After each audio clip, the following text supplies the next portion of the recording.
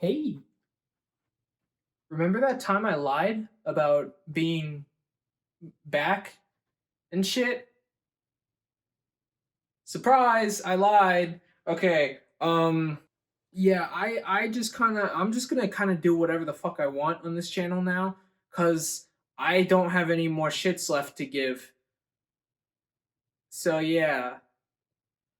Uh anyways, look, I know it's been like over a year since Theros Beyond Death released, but like I wanted to do something magic related. And since then we've gotten nothing for our story except a 2.5 page summary article about the Theros Beyond Death story. So I thought, hey, Greek mythology is filled with hubris, right? Why don't I get some hubris and write the Theros Beyond Death story?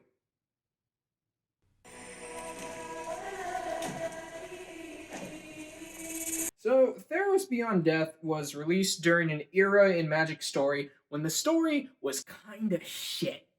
Alright? So, excuse me if I'm not like super confident in what the people who made this summary article put there or what the Magic team in general decided was a good idea for the story. Um, so here's the deal. I'm going to go through the summary article and apply my expert knowledge about narrative structure uh, to write something of a legitimate story for Theros Beyond Death. First thing we'll want to do is pick apart what we've been given from the Beyond Death story summary. And for a set of 358 cards, we got 1,005 words. Just over 2.5 pages for the entire story. 16 paragraphs. Okay, wizards. Alright. So basically, here's what happens, right? So a long, long time ago, when all the humans and shit were monkeys, their instincts and primal urges manifested as the Titans, since all like god-adjacent creatures on Theros are created by mortal belief or something like that. Kroxa represented everyone who ever lived under communism or feudalism, and Uro was manifested from the sick and twisted minds at R&D who were paid off by Simic lobbyists. Apparently, there were more than two Titans, since the description for Uro claims that he was the most solitary of all the Titans, which makes me think that there's more than just Cruxa and Uro. Anyways, these Titans were locked away in the underworld, as Titans usually are, and Clothis, the goddess of destiny, apparently the OG Gruul god, decided, hey, I'm gonna be the seal to the underworld, and that's what she did. After the whole Xenagos incident and Heliod, being a dick, we zoom in on Elspeth, who's just chilling in the afterlife with a bunch of other dead heroes. I think Gideon's there also. So would have liked to see a little interaction from that, but whatever. But it turns out that Elspeth is suffering nightmares and terrors and visions of her death and her dead boyfriend created by Ashiok. Why is Ashiok doing this? Nobody knows, because Ashiok's main character traits are that they're kind of non-binary and that they aren't allowed to have a real motivation because they're mysterious. Whatever the case, Ashiok brings up all Elspeth's nightmares and learns that the Phyrexians exist. And then they decide to leave Theros. Because, ooh, mystery! As a second result of this, Elspeth manages to yoink a shadow copy of Heliod's spear from the nightmares. How is this possible? It's not explained. Back on Theros, Heliod pulls a Chinese Communist Party and decides no one gets to be worshipped except him, because he's as insecure as a theoretical totalitarian regime that intends to secure its position by way of trade warfare. And he does this by establishing Daxos as his singular secret police member. Officer? Are they called secret police officers? I don't know. If that's what they're called, pretend I said that. The gods, reasonably upset with this, decide to revive their own champions from the underworld and have a battle royale until Erebos says, you know what? Fuck it. Open borders. And just basically releases every soul held in the underworld because he hates Heliod just that much. Elspeth makes some kind of epiphany that she's not done being alive yet, so when she hears that the underworld has adopted an open borders policy, she grabs her spear and hops up to the mortal realm. And now here we have Clothis, who, when Xenagos took power, was all, oh, you're not supposed to do that. But now, who's mauling at the fact that a bunch of immigrants, I mean, dead souls, are escaping Theros. So she activates a fuck ton of ice sleeper agents to put those kids in cages. Except that Elspeth can just kind of vanish whenever she wants. So she sends her SEAL Team 6 equivalent, Calyx, to go after Bin Laden. Elspeth. While that's happening, Elspeth goes off and. Okay, this is how they condense it, right? As Elspeth headed toward freedom, she gathered allies. Along her journey, she faced many battles and powerful foes, and then she fought them all off. After each victory, she raised her spear high and proclaimed, Behold the true Crusaor. Heliod wields a fake. Very specific.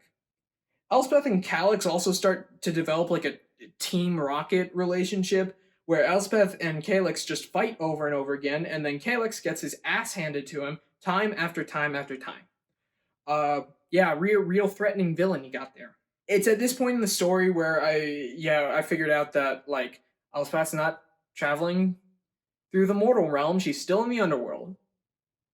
So yeah. Anyways, Heliod apparently is just right there at the exit of the underworld, ready to shish kebab her a second time. And then the two of them have their big fight while Heliod's going through like a mental breakdown while he's trying to blame all his issues on Elspeth. But it turns out his spear just kind of breaks since Elspeth managed to convince everyone that her spear's the real one.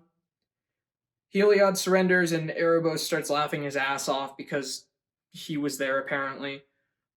And then Erebos made Heliod do an Atlas punishment, and after a brief reunion with Daxos, who, by the way, ratted Elspeth out to Heliod in the first place. Elspeth planeswalks away, and Calyx gets so mad that he discovers the idea of invading Afghanistan and planeswalks away. Alright, so, right off the bat, aside from how strangely similar Clothis's tactics and US Cold War strategies are, there's a major issue with the story. And that being how the setup takes up more than like half the article. Of the 16 paragraphs that are in the summary, the setup for the story or the first act takes up 11 of them. Which means all the rising action, climax, and resolution, force a habit, take up 5 paragraphs. Everything from when Elspeth starts her quest to when she confronts Heliod is summed up in 1 paragraph. That's an issue. Because you spend so much time setting stuff up like this, like the Titans and the Gods whole EDH game and Ashiok's entire presence, it just leads nowhere. It goes to no place. It's a journey to nowhere. Funny reference. Normally at the beginning of a story, you set up promises, right? And you either use a payoff or you slowly convince the audience that the twist you had planned at the end was the payoff they wanted all along, and that's its reason to exist. All the stuff that didn't go anywhere got paid off in card appearances, and that's about it. So since Wizards was doing novels at this point in time, if they put all that in there, it would be more or less a waste of time, since they don't do anything with it. I understand that establishing like the circumstances and shit is necessary, but like they spend way more time on setting stuff up than anything else. If I were to go and write a novel about Theros Beyond Death, I would cut out most of this, especially because like the stuff about the Titans, that's super useless. Like after that whole section where they took to like do exposition about the Titans, they just don't come up again. But you know, I don't have a whole I don't have time to write a whole ass novel about the story. So I'm gonna return to like the weekly episodes they used to do and started doing again in Zendikar Rising. Though in the new ones they do like 5 main stories and 5 side stories. I'm just gonna do however many stories I feel like. Um and that way I can cut a few corners when it comes to like the timeline and shit.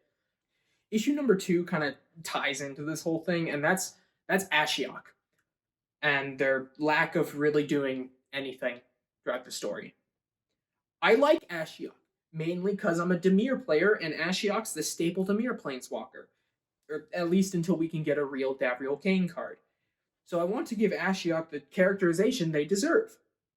You can still have a mysterious character and give them a personality, right? Issue number 3 is Calyx. Calyx is kind of a joke. The way they cast him is in an obviously antagonistic role, but the way they describe his development is so much like a protagonist. Like, even though he's supposed to be improving and learning about his enemy, shouldn't they give him like a change of heart of some kind, or like a change of perspective, thinking like, huh, you know, maybe people can change. You know, since it's like his whole mission to preserve the status quo from the outset. So we have 2 options. Either we keep the fights Calyx has with Elspeth and turn him into sort of a reformed antagonist by the end and give him like a legitimate character arc, or we cast Calyx in a strictly antagonistic role and have him be a more actually threatening presence. Issue number 4 is Elspeth herself. She's kind of a boring protagonist in this story. Um, she doesn't undergo any change. She changes others, which can work, but the way they do it here is they just kind of gloss over it. So we can also go one of 2 ways. A, make her a dynamic character and give her a character arc. Maybe like she's bitter against Heliod or something and wants revenge, but eventually learns he's not worth it. Or B, she remains a static character, and while she doesn't have an arc, she still changes the hearts and minds of those around her, causing them to have character arcs. My last big issue is just lost potential. Man, there were a lot of things, especially with like the whole war between the gods thing, which could have been like really interesting as a backdrop for the story. Since in the article form of Magic Story, there will often be like what I like to call world building episodes, where they'll just write a story where the episode doesn't really focus on the main plot and either use it to explore like a legendary creature or some part of the plane or some part of this weird, wacky situation everyone's in. The state Theros is in during the story is like a bajillion times more interesting than the underworld is. The underworld is just being emptied right now. There's a whole war happening up on the surface. So instead of Elspeth's journey taking place in the underworld, I want it to take place after she escapes to the world of the living. The same problem exists for Daxos, who was Elspeth's former lover, and they barely spend any time on the weird nature of their relationship now that the two are supposedly on opposite sides. So using this list, plus what I think looks cool slash was unused from the actual set of cards, I want to create sort of like an Odyssey-like story where Elspeth goes through a bunch of trials and then attempts to return to Heliod's Hall in order to stop both the War of the Gods and Heliod from doing any more damage. Now, I want to make this clear, all right? This is not fan fiction. There is no fiction to be a fan of. Technically speaking, it's so you remember that little comment about hubris, right? Yeah. So look, it's finals week. I'm writing a book. I don't have time to write a bunch of episodes for Magic Story. Look, okay. I'll tell you what.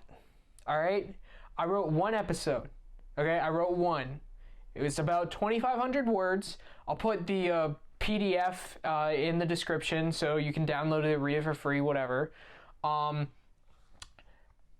that'll be more than Wizards ever gave you. I'm also giving you a video summary, so I'm going above and beyond here. I don't want to hear no complaints like, "Oh, Alex, you mismarketed the video. You didn't do what you said you were gonna." Episode 1. Elspeth has sort of started to expect the nightmares at this point, but something about them never lets her grow jaded from reliving the horrible experiences of her past, right? From being tortured to Phyrexians to accidentally killing Daxos, she's seen it a million times. And it's all still just as bad. However, this night in particular, she notices that Godsend, while Heliod's in the process of stabbing her through the chest, doesn't quite look right. It's maybe an approximation of if Crusaor and Godsend had an inky spear baby. Weirded out by this, but at the nightmare's end, Elspeth wakes up and goes to welcome a new hero to Elysia. Instead of Athreos ferrying them there, it's Ravos piloting the barge, and Elspeth mentions her nightmares to Ravos, and he, who had previously fought against Ashiok when they tried to put a sleep curse on an entire city, mentions that they might be the culprit. After Ravos leaves to ferry someone else, the new hero reveals himself to be Annex, an old brother-in-arms of Elspeth's from her days as Heliod's champion, and from him she learns that the gods are preparing to go to war in the realm of the living. Elspeth, still tired due to the nightmares not giving her any rest, tries to go to sleep again and relives her days in a Phyrexian prison. As the nightmare shifts to her death once again, she sees that Godsend once again looks different. So she tries to catch the spear as it stabs her. She manages to pull it out and, against all odds, causes the nightmare to vanish. She wakes up and still has the spear with her, though when she wakes up, she's in a different spot than when she went to sleep. Ashiok reveals themselves and explains that they continue to give Elspeth nightmares because they sense something in her that, when combined with their fear magic, could manifest as something far more powerful than any phobia Ashiok had ever seen. That, of course, being the spear in Elspeth's hands. Ashiok called it the manifestation of her determination under the pressure of their fear. In exchange for getting to study the spear, Ashiok offers help to Elspeth to escape the underworld and get her revenge against Heliod. Elspeth accepts, though she's reasonably wary. That's the one I wrote. Now on to what I didn't write. In episode 2, we are introduced to Daxos' new job as the Sunlight KGB, being forced to sentence a Karametra worshipper to death. Obviously he's not a fan of this, but Heliod's been his deity since forever, though he's interrupted by a disturbance in the polis and comes upon Timoret, who's shown up in the middle of Miletus with an undead army. Daxos and a number of soldiers he's recruited to the temple manage to hold off the invasion. However, after Timoret's defeated, Daxos watches as Erebos, along with the other gods, start to show up in the sky. Erebos then opens up the underworld and all hell breaks loose. Literally. In episode 3, we start off with Calix's creation. Klothys tells Calix with complete certainty that he is destined to succeed in his quest to stop Elspeth and bring her back to the underworld. Meanwhile, Elspeth and Ashiok make a run through the underworld for the exit. The two of them manage to sneak by Kurneros, thanks in part to Ashiok's magic, but are caught at the exit by Calix. Elspeth and Calix duke it out for the first time. Though Calix has the ability to alter fate in his favor and has several flying needles with threads of fate attached to them at his beck and call, Elspeth's sheer prowess and experience combined with support from Ashiok allows her to overpower Calix. With him out of the way, the two planeswalkers leave for the surface. In episode 4, Elspeth and Ashiok emerge into the mortal realm to absolute chaos. Former heroes and champions of the gods are slaughtering each other only to re-emerge from the underworld to fight again. One of those champions they encounter is Annex, who's been twisted into a demigod for Purphoros. Annex's mind has been completely erased except for a starving hunger for victory. Elspeth's fear, being the manifestation of her own conviction, manages to return Annex to his usual self. Having appeared near Mount Hyastos, Elspeth, Ashiok, and Annex make their way up to the mountain, to Nyx, where Heliod is. However, when they get to Heliod's abode at the top of the mountain, it's empty, save for Rordon, a champion of Mogus Elspeth had conquered already, along with Calix, who'd been brought there by Klothys. Rordon appeared to be convinced that Elspeth was once again Heliod's champion and had, in addition to the other champions of the other gods, targeted her because of that. Elspeth and Annex battle Rordon and Calix, but the other champions near them soon get word about Elspeth being on the mountain. The 2-on-2 battle quickly becomes a free-for-all, and Elspeth, Ashiok, and Annex escape in the chaos and get back to the mortal realm. Though they were followed by their original opponents not long after, Elspeth manages to convince Rordon that she's not Heliod's champion. The Minotaur joins her and breaks Calix's leg so he can no longer go after them, at least until he's fixed up. With Heliod missing, the three amigos and Vegeta decide to head to an oracle for answers. Krufix and his oracle Kydel are all the way at the edge of the world, so they compromise with Phoenix's oracle Atris. In episode 5, Elspeth, Ashiok, Annex, and Rordon go to Olanton, a polis destroyed by the gods for the inhabitants' hubris, and the home of Phoenix's oracle. However, while on the voyage towards the derelict island, they are attacked by Calliphy, demigod of Thassa, who, after a bit of a skirmish, they find out has been told the same lie as Rordon was. The battle quickly comes to a stop, though the group's boat is destroyed, so Calliphy offers to ferry them to Olanton. Meanwhile, a defeated Calix prays to Klothys and asks why his victory hasn't come yet. Klothys essentially tells him that his victory is guaranteed if he keeps trying and that he's dumb for questioning her. While Calix acts understanding to her, once she's gone, he flies into a rage of frustration. On Olanton, the group finds out that Atris has a 50-50 chance of telling a truth or a lie whenever they speak. They are stumped about how to differentiate truth and lies from the oracle, but Ashiok suggests they ask a question several times until they start getting a repeat answer that shows up about half the time. Elspeth does this and figures out that Heliod is in Miletus, though Atris is kind of salty that they cheated his system. So he claims that Daxos is now serving as Heliod's champion and that she ought to prepare to fight him. This sets Elspeth off and she demands more answers from him, but she can't tell what are truths and what are lies since Atris suddenly stops answering a question more than once. Episode 6 is the finale, and right at the start, Daxos is told to pull a Shatter the Sky and rain destruction down on Miletus by Heliod in order to consolidate the city for Heliod's worshippers. Daxos initially refuses since it'll kill a ton of innocent people and just as many Heliod worshippers as worshippers of other gods. Heliod pushes him by letting him know Elspeth's escaped, and if he doesn't do this, he'll kill her again. By this point in time, Heliod's little ruse to claim that Elspeth was still his champion again has lost any credibility, and Elspeth's built up quite the following of champions in Nyxborn on her journey to Miletus. However, when she gets there, instead of going straight for Heliod, she sees the destruction being wrought on Miletus and tries to start evacuating the city. Her followers decide to aid in her efforts. But a small army of Klothys' sleeper agents attempt to stop them, along with Calix, who's 200% done with his shit. But in service to his goddess, he makes one last attempt to fight Elspeth. He almost manages to overpower her, but is once again defeated. Calix runs through the 5 stages of grief before deciding Klothys is full of shit, and she shouldn't get to define his existence if she's just going to make him suffer endlessly. He decides to join Elspeth as she finishes evacuating the polis and invades the Temple of Heliod.